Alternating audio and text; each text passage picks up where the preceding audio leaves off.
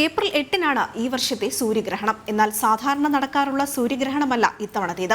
അതിനൊരു പ്രത്യേകത കൂടിയുണ്ട്. കഴിഞ്ഞ 50 വർഷത്തിനിടയിലെ ഏറ്റവും ദൈർഘ്യമേറിയ ഗ്രഹണമാകും നടക്കാൻ പോകുന്നത്.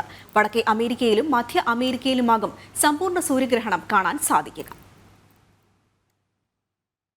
സൂര്യനും ഭൂമിക്കുമിടയിൽ നേർരേഖയിൽ വരുന്ന ചന്ദ്രൻ സൂര്യനെ മറയ്ക്കുന്നതോടെയാണ് സൂര്യഗ്രഹണം സംഭവിക്കുക.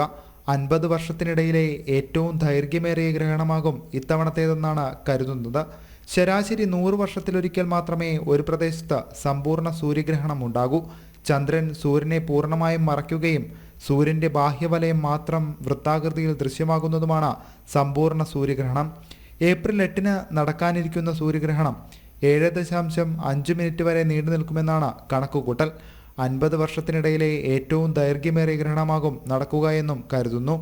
പസഫിക് സമുദ്രത്തിനു മുകളിൽ 2150-ലെ ഇത്രയും ദൈർഘ്യമുള്ള സൂര്യഗ്രഹണം ഇനി ദൃശ്യമാകൂ.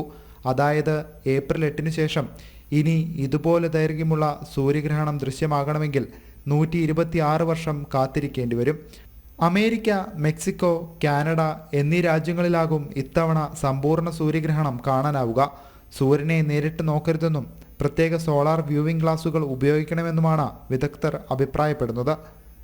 സയൻസ് ഡെസ്ക്, ജനം.